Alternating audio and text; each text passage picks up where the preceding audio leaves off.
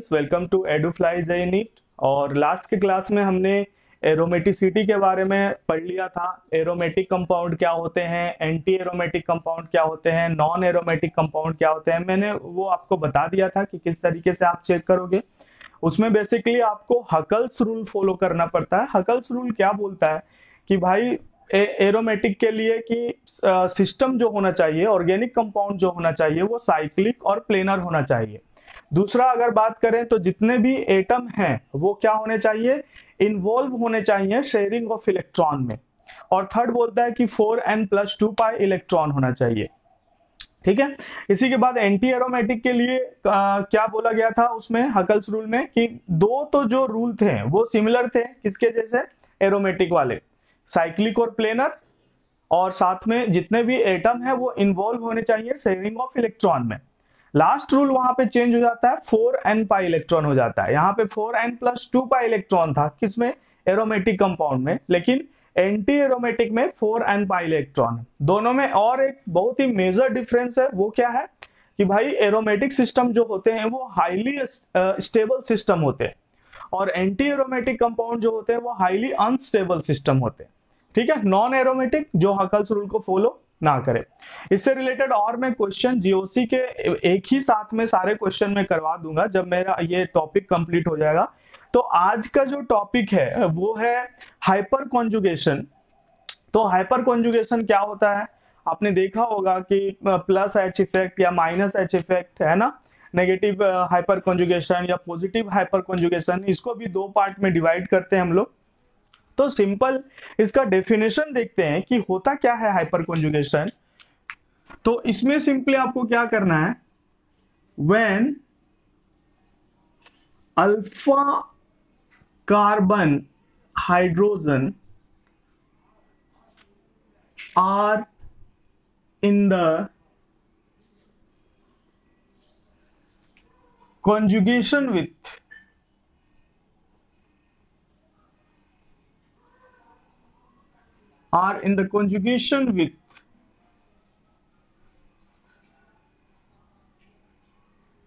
C plus means carbocation और double bond. तो मैं आपको बस एक बेसिक डेफिनेशन इसके बारे में बता रहा हूं कि भाई जब भी कोई अल्फा कार्बन हाइड्रोजन कॉन्जुगेशन में रहेगा, किसके साथ, कार्बोकेटायन के साथ या तो डबल बॉन्ड के साथ, तो जो वहां पे शो होगा, इलेक्ट्रॉन का मूवमेंट होगा, उसी प्रोसेस को हम लोग क्या बोलते हैं, हाइपर कॉन्जुगेशन बोलते हैं। ठीक है। तो देखते हैं कि पहले अल्फा कार्बन हाइड्रोजन, इसमें जो पॉइंट आ रहा है, फर्स्ट पॉइंट आ रहा है कि व्हेन अल्फा कार्बन हाइड्रोजन। तो भाई ये अल्फा कार्बन हाइड्रोजन क्या होगा हमारे लिए, अल्फा कार्बन हाइड्रोजन हम लोग कैसे फाइंड करेंगे। तो पहले तो सबसे पहले मैं कार्बोकेटायन के रिलेटिव में बताता हूं कि अल्फा कार्बन हाइड्रोजन आप कैसे फाइंड करोगे।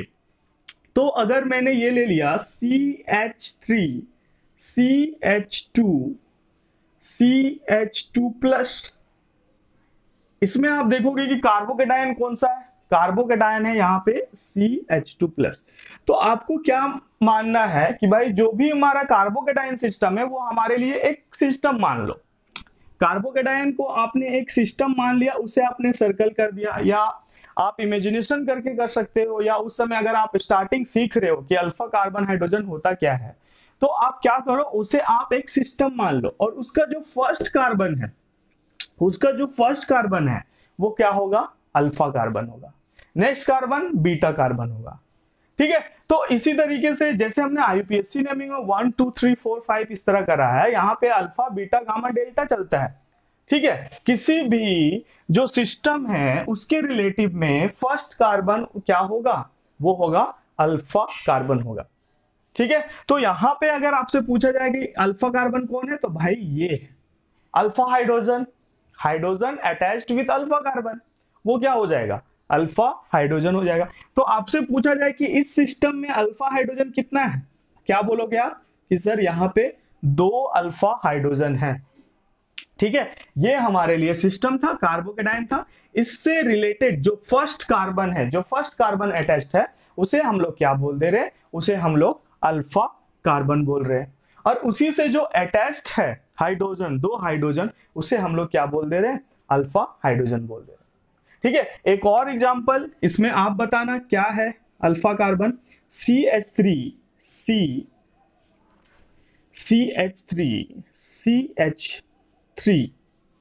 CH2 प्लस कार्बोकेटाइन लिया हमने। मैंने पूछा भाई इसमें बताओ कि नंबर ऑफ अल्फा हाइड्रोजन कितना है, नंबर ऑफ अल्फा कार्बन कितना है।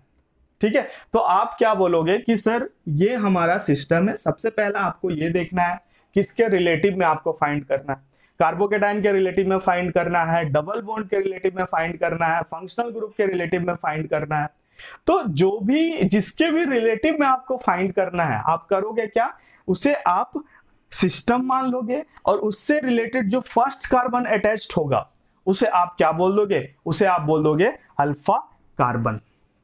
यहां हमने सिस्टम मान लिया सर, ये हमारा जो फर्स्ट कार्बन है उसे हम लोग क्या बोल रहे हैं, अल्फा कार्बन।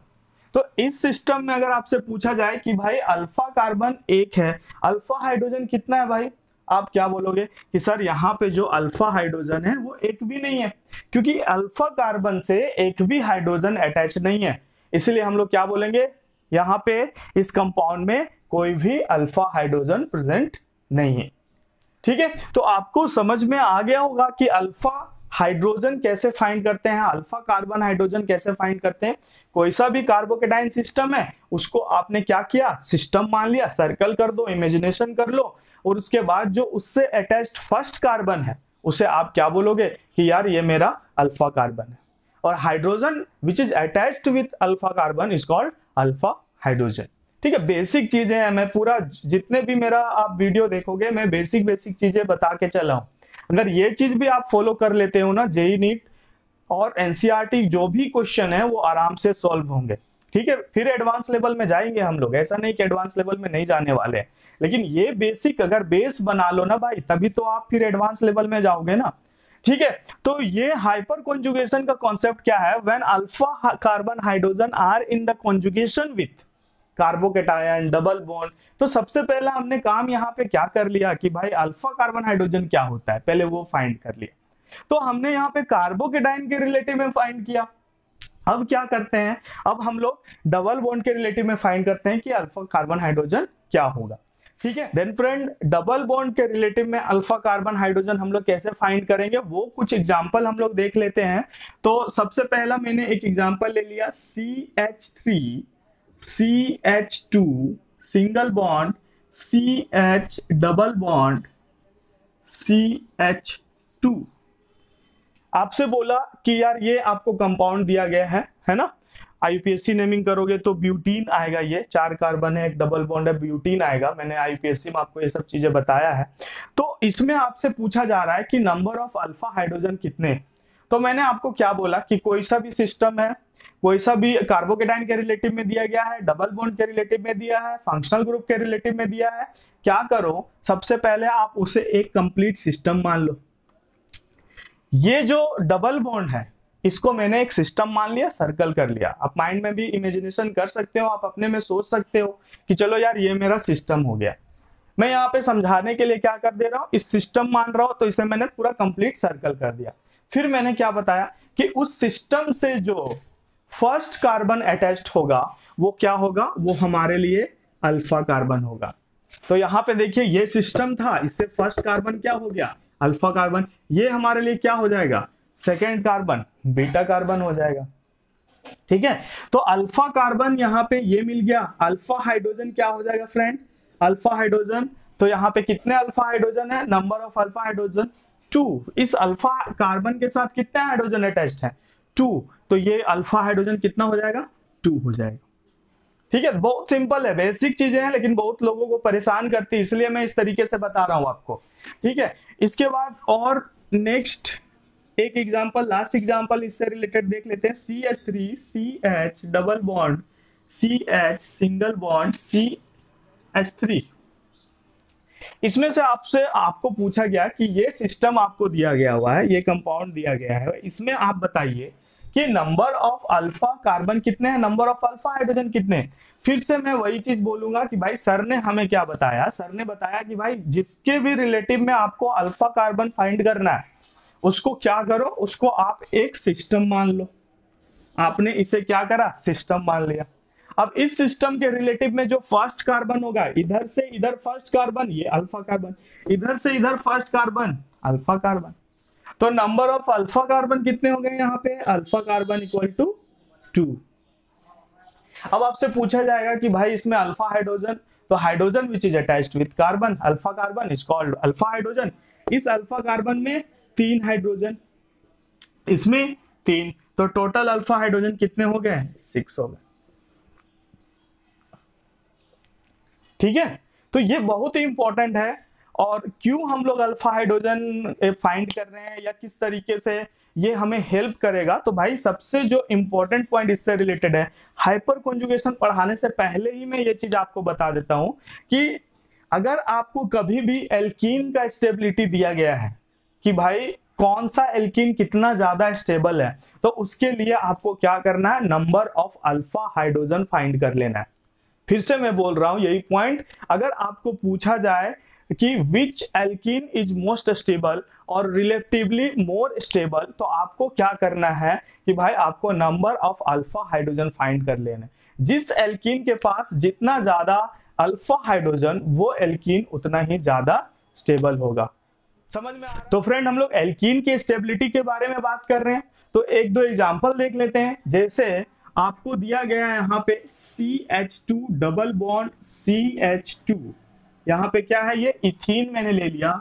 नेक्स्ट वाले में मैं ले रहा हूं propene CH double bond CH2, और आगे में मैं ले रहा हूं butene CH double bond CH3। ठीक है, तो आपसे पूछा जा रहा है, इसमें आपसे पूछा जा रहा है कि भाई कौन सा एल्कीन होगा वो ज्यादा स्टेबल होगा। तो आप क्या करोगे, सबसे पहले बोलोगे कि यार हमें सर ने बताया है कि जिस भी एल्कीन में नंबर ऑफ अल्फा हाइड्रोजन जितना ज्यादा होगा वो एल्कीन उतना ज्यादा स्टेबल होगा। तो आप डायरेक्टली क्या करोगे कि भाई अल्फा हाइड्रोजन फाइंड करो। अब एल्कीन में या डबल बॉन्ड में अल्फा हाइड्रोजन कैसे फाइंड करते हैं, सबसे पहले तो डबल बॉन्ड को सिस्टम मान लेते हैं। अब उससे जो अटैच्ड फर्स्ट कार्बन है वो क्या होगा भाई, अल्फा कार्बन। यहाँ पे अल्फा कार्बन कितना है, 0, इससे अटैच्ड कोई फर्स्ट कार्बन है ही नहीं, तो अल्फा कार्बन 0 मतलब अल्फा हाइड्रोजन 0। इसमें फिर सिस्टम मान लेते हैं, ये जो है CH डबल बॉन्ड CH, यहाँ पे अल्फा कार्बन कितना, 1 हो गया भाई, अल्फा हाइड्रोजन कितना, 3 हो गया, मतलब यहाँ पे अल्फा हाइड्रोजन 3 और इस वाले में अल्फा हाइड्रोजन 0, मतलब कौन एल्कीन ज्यादा स्टेबल हो गया, ये वाला एल्कीन या ये वाला। ये प्रोपीन जो है, propene is more stable than ethene. Reason, number of alpha hydrogen increases, stability increases, stability of alkene increases. इस वाले सिस्टम में अगर बात करें तो ये हमारे लिए सिस्टम है, और जब वो हमारे लिए सिस्टम है तो अल्फा हाइड्रोजन, ये अल्फा कार्बन, ये अल्फा कार्बन, तो अल्फा हाइड्रोजन कितना, 6। तो total number of alpha hydrogen 6 हो गया, यहाँ पे अल्फा हाइड्रोजन 3 हो गया, यहाँ पे अल्फा हाइड्रोजन 0। तो कौन सा, ब्यूट 2 इन, प्रोपीन और इथीन में कौन ज्यादा स्टेबल हो जाएगा, तो आप क्या बोलोगे कि sir but 2 ene will be more stable than propene and propene will be more stable than ethene. ये क्या है भाई हमारा, ये है स्टेबिलिटी ऑर्डर, ये है स्टेबिलिटी ऑर्डर। ठीक है, तो ब्यूटीन, ब्यूट 2 इन, प्रोपीन और इथीन में सबसे ज्यादा स्टेबल ब्यूटीन, ब्यूट 2 इन है। उसका रीजन क्या है कि भाई नंबर ऑफ अल्फा हाइड्रोजन उसमें ज्यादा है। ठीक है, अब आते हैं हम लोग क्यों ये स्टेबिलिटी ऑर्डर फॉलो कर रहा है, मींस ब्यूट 2 इन ज्यादा नंबर ऑफ अल्फा हाइड्रोजन इसमें है, तो क्यों, कैसे ज्यादा स्टेबल हो जा रहा है।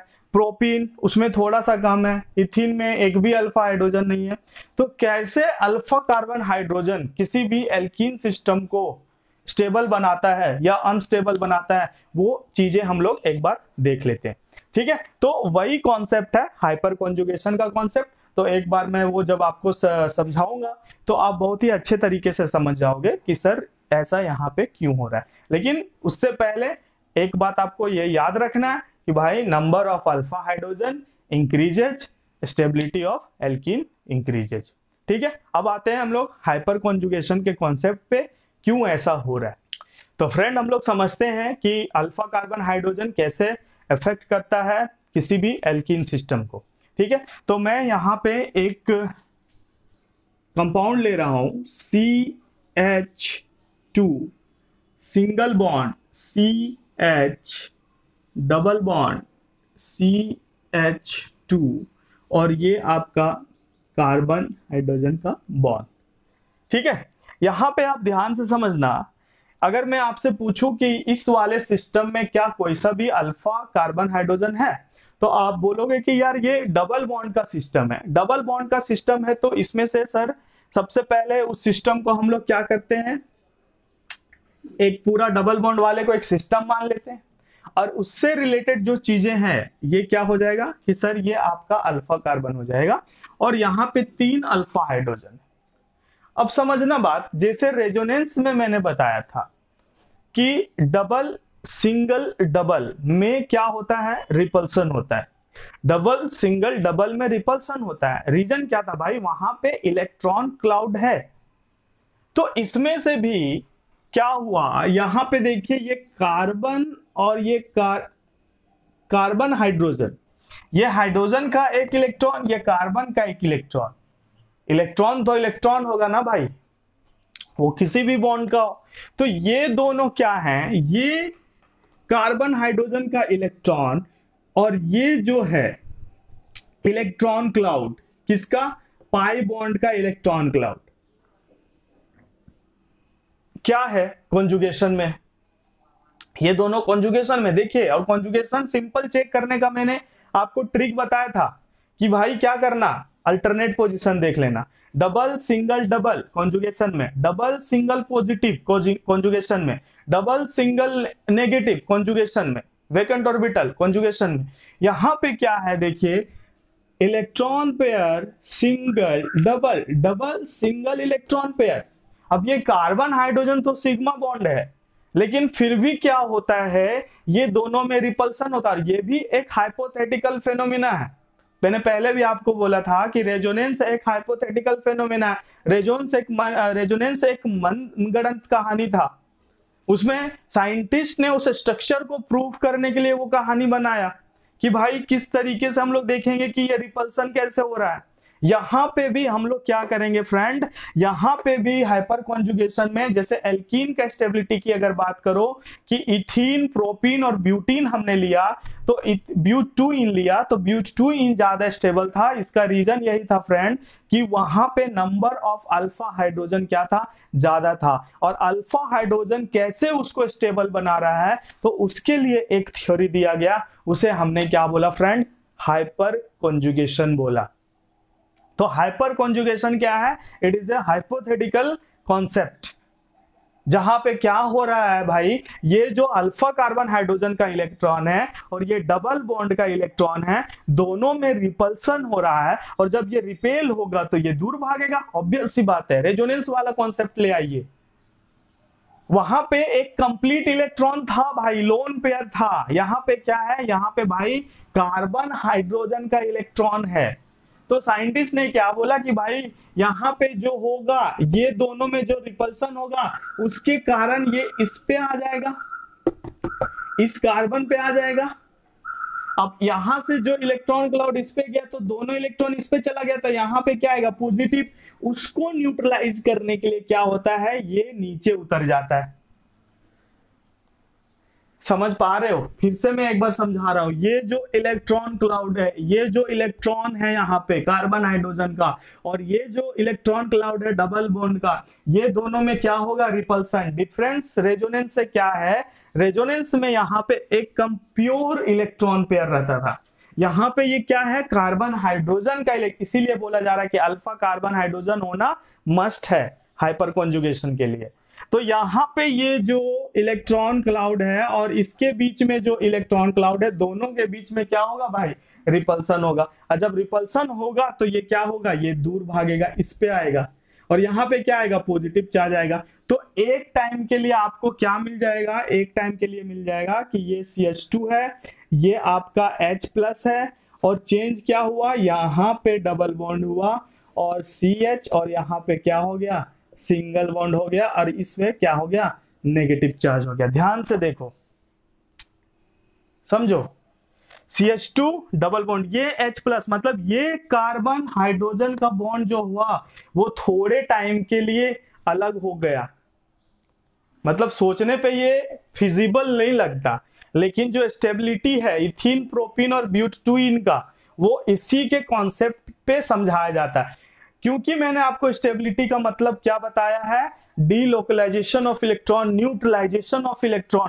तो ये जो इलेक्ट्रॉन क्लाउड है ये अपने को दूर भगा रहा है, डिस्पर्स कर रहा है, और जितना ज्यादा डिस्पर्शन होगा भाई उतना ही ज्यादा क्या होगा, उसमें स्टेबिलिटी आएगा। तो ये डबल बॉन्ड, ये इलेक्ट्रॉन पेयर, दोनों में रिपल्सन भाई क्या है नहीं है वो तो हम भी नहीं देखें, साइंटिस्ट ने बस प्रूव करा, वो बता दिया, और आपको पढ़ना है, और उसी के बेसिस पे आपको फिर एग्जाम देना है, जेईई नीट क्लियर करना और फिर कॉलेज में जाना है। हम लोगों ने भी ऐसा ही किया, ठीक है। तो आपको सिंपली करना क्या है भाई, देखना हाइपर कॉन्जुगेशन का मतलब कि रेजोनेंस में इलेक्ट्रॉन और डबल बॉन्ड के बीच में क्या होता है, रिपल्सन होता है। हाइपर कॉन्जुगेशन में अल्फा कार्बन हाइड्रोजन के इलेक्ट्रॉन पेयर और इलेक्ट्रॉन क्लाउड के बीच रिपल्सन होता है, वो दूर भागता है। जब वो दूर भागेगा भाई तो ये इसको न्यूट्रलाइज करने के लिए आएगा, तो ये थोड़े टाइम के लिए H+, यहाँ पे डबल बॉन्ड, वापस देखिए क्या होता है, वापस ये वाला जो है,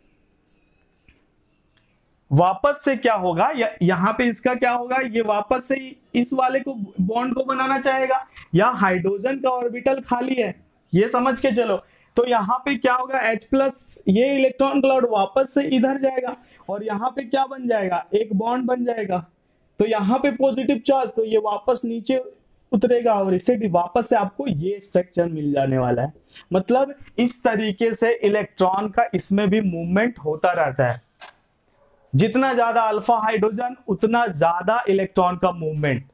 carbon alpha hydrogen, double bond carbon alpha hydrogen, एक बार ये उतरेगा वापस जाएगा, एक बार ये उतरेगा वापस जाएगा। तो जितना ज्यादा अल्फा कार्बन हाइड्रोजन उतना ही ज्यादा क्या होगा, न्यूट्रलाइजेशन, और जितना ज्यादा न्यूट्रलाइजेशन उतना ही ज्यादा क्या होगा, स्ट्रक्चर का स्टेबिलिटी इंक्रीज करेगा। इसीलिए बोलते हैं हम लोग कि number of alpha hydrogen increase करेगा भाई, मतलब एल्कीन का स्टेबिलिटी इंक्रीज करेगा।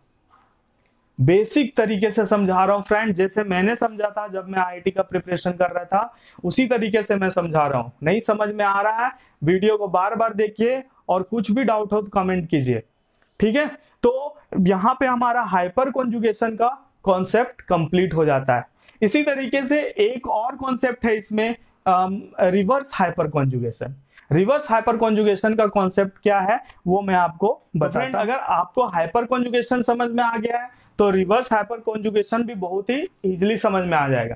हाइपर कॉन्जुगेशन का मतलब क्या था भाई, कार्बन हाइड्रोजन उसका इलेक्ट्रॉन नीचे उतर रहा था, क्यों, क्योंकि ये दूर भाग गया था, फिर वापस आता इधर, फिर वापस जाता इधर। इस तरीके से क्या हो रहा है, इलेक्ट्रॉन का मूवमेंट हो रहा है, और इसी को हम लोग क्या बोलते हैं, इसी को हम लोग बोलते हैं रेजोनेंस बोलते थे। इस वाले केस में हाइपर कॉन्जुगेशन बोलेंगे, क्योंकि यहाँ पे जो कार्बन हाइड्रोजन का इलेक्ट्रॉन नीचे उतर रहा है, प्योर इलेक्ट्रॉन नहीं नीचे उतर रहा है।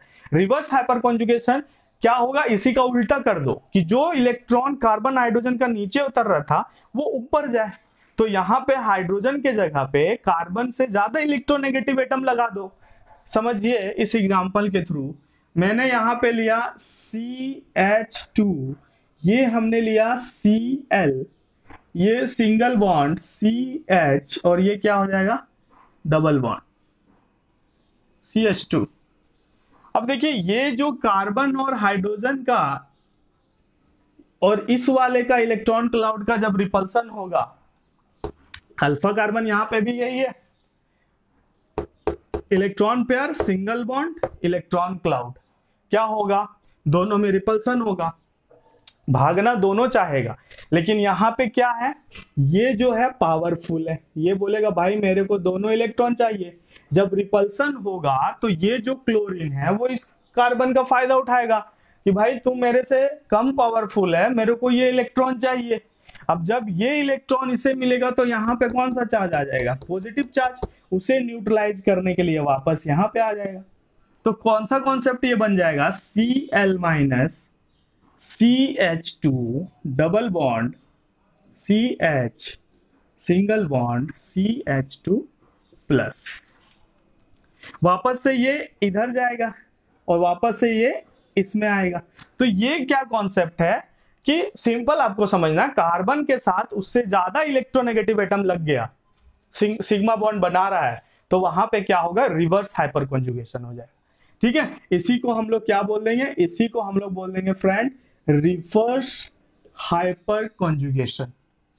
ठीक है, तो ये बस आपको समझने वाली बात है।